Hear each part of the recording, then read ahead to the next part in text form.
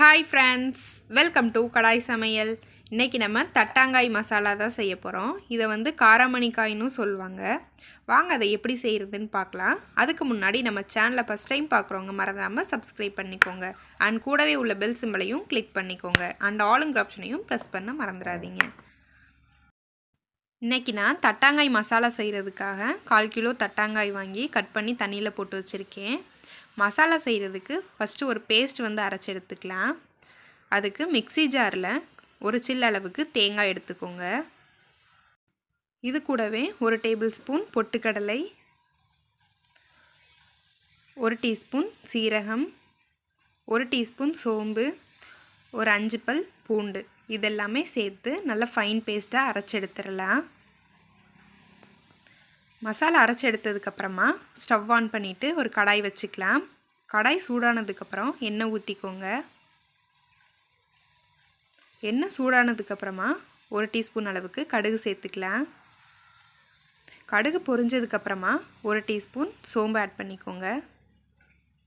இதெல்லாமே பொரிஞ்சதுக்கப்புறம் ஒரு கொத்து கருவேப்பிலை ஆட் பண்ணிக்கலாம். இது கூடவே ஒரு 10 சின்ன வெங்காயம் வந்து கட் பண்ணி வச்சுருக்கேன், அதையும் ஆட் பண்ணிக்கலாம். வெங்காயம் சேர்த்ததுக்கப்புறமா நல்லா வதக்கி விட்டுக்கோங்க. ஒரு 2 நிமிஷத்துக்கு கலர் சேஞ்ச் ஆகி வர வரைக்கும் வதக்கி விட்டுக்கலாம்.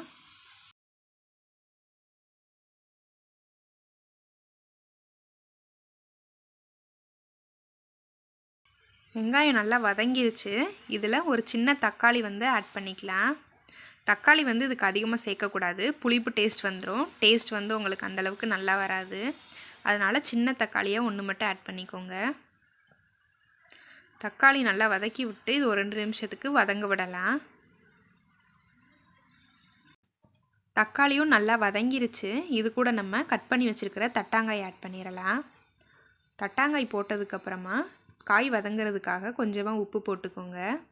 உப்பு போட்டு இது ஒரு 5 நிமிஷத்துக்கு நல்லா வதக்கி விட்டுக்கோங்க. தட்டாங்காய் வந்து அதிகமாக கிடைக்காது, எப்போவாவது தான் கிடைக்கும். கிடைக்கும்போது கண்டிப்பாக இதே மாதிரி மசாலா செஞ்சு சாப்பிடுங்க, ரொம்பவே டேஸ்டியாக இருக்கும். காய் நல்லா வதக்கி விட்டாச்சு. இது ஒரு 5 நிமிஷத்துக்கு நல்லா வதங்க விடலாம்.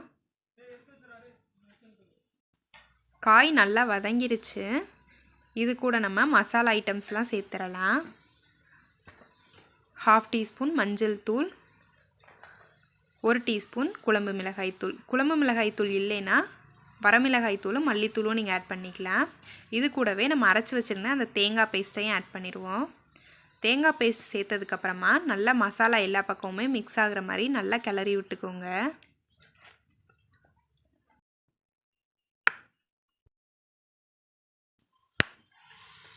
தேங்காய் எல்லாமே நல்லா மிக்ஸ் பண்ணி விட்டாச்சு. இது கூட 1 டம்ளர் அளவுக்கு தண்ணி ஊற்றிக்கலாம். தண்ணி ஊற்றினதுக்கப்புறமா நல்லா ஒரு தடவை மிக்ஸ் பண்ணி விட்டுறலாம். எல்லாத்தையுமே நல்லா கலந்து விட்டாச்சு. இது கூட கொஞ்சமாக உப்பு போட்டுக்கலாம். உப்பு போட்டு நல்லா ஒரு தடவை மிக்ஸ் பண்ணி விட்டுட்டு இதை ஒரு 15 நிமிஷத்துக்கு வேக விடலாம். தட்டாங்காய் வந்து வேகிறதுக்கு டைம் எடுக்கும், அதனால் ஒரு 15 நிமிஷம் வேக விட்டுக்கோங்க. ஒரு 15 நிமிஷத்துக்கு அப்புறமா காய் நல்லா வெந்துருச்சு. மசாலா எல்லாமே நல்லா ட்ரை ஆகிருச்சு. இதை ஒரு தடவை அடி பிடிக்காமல் நல்லா கிளறி விட்டுக்கோங்க. அவ்வளோதான், ரொம்பவே சூப்பராக தட்டாங்காய் மசாலா ரெடி ஆகிடுச்சு. இதை நீங்கள் தயிர் சாதம், ரச சாதம் கூட சாப்பிட்லாம், ரொம்பவே டேஸ்ட்டாக இருக்கும். கண்டிப்பாக ஒரு தடவை இதே மாதிரி ட்ரை பண்ணி பாருங்கள். இந்த வீடியோ பிடிச்சிருக்கும்னு நினைக்கிறேன். பிடிச்சிருந்தால் லைக் பண்ணுங்கள், ஷேர் பண்ணுங்கள். மறந்துடாமல் நம்ம சேனலை சப்ஸ்கிரைப் பண்ணிக்கோங்க. அப்படியே கூட உள்ள பெல் சிம்பிளையும் கிளிக் பண்ணிக்கோங்க. அப்படின்னா தான் நான் போகிற வீடியோஸ் எல்லாமே உங்களுக்கு நோட்டிஃபிகேஷனாக வரும். நீங்களும் வீடியோ மிஸ் பண்ணாமல் பார்த்துட்டே இருக்கலாம். தேங்க்ஸ் ஃபார் வாட்சிங்.